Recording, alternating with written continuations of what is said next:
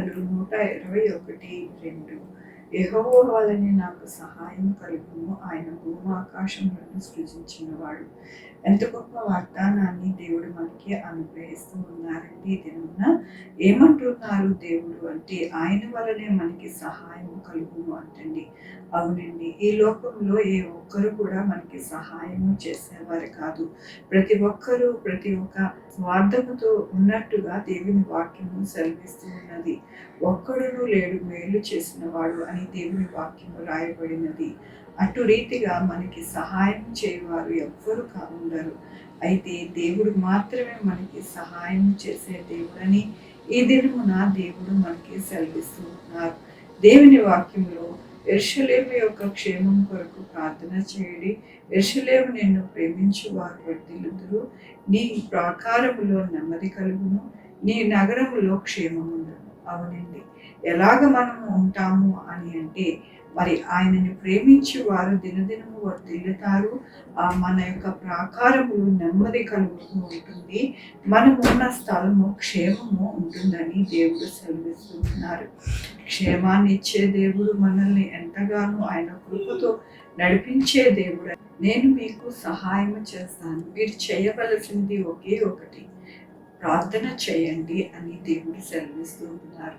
మనము దినదినము మన కొరకును, మన కుటుంబం కొరకు, మన చుట్టూ ఉన్న వారి కొరకు ప్రార్థన చేసినప్పుడు మనము ఎలాగ దీవింపబడతాము, ఎలాగ దేవుని యందు మనకి సహాయం కలుగుతుంది అంటే, మనకి నెమ్మదిగా ఉంటాము, క్షేమముగా ఉంటాము, దినదినము వర్ధిల్లుతామని దినమున దేవుడు అనుగ్రహిస్తున్న వాగ్దానం బట్టి దేవునికి వందనాలు చెల్లిస్తూ ఉన్నాను. ఈ దినమున పుట్టినరోజు, పెళ్లి రోజు, అనేక శుభదినములు చేసుకుంటున్న వారందరికీ కూడా నిండారుగా శుభాకాంక్షలు తెలియజేస్తూ ఉన్నానండి. మీ జీవితంలో దేవుని యొక్క కృప, ఆయన యొక్క ధననిధి, ఆయన యొక్క తోడు మీకు కలుగునగాక.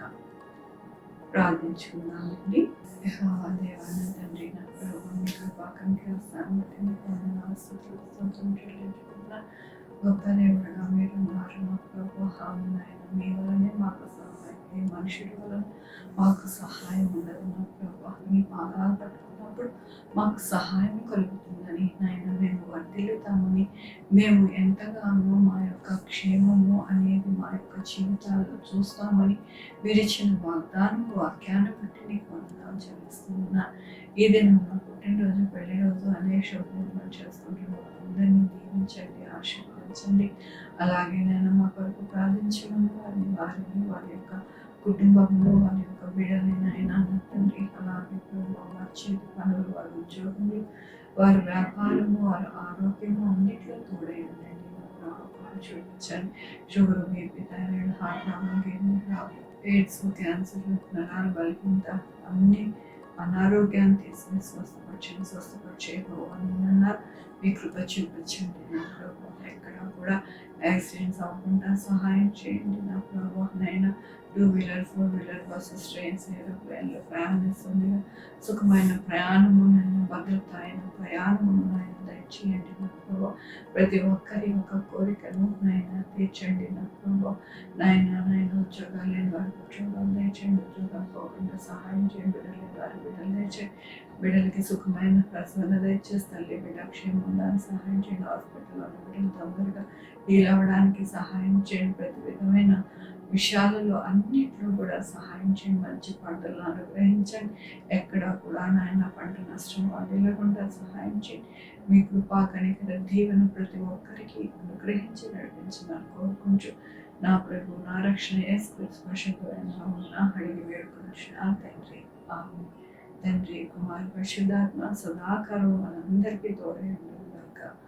ఆమేన్.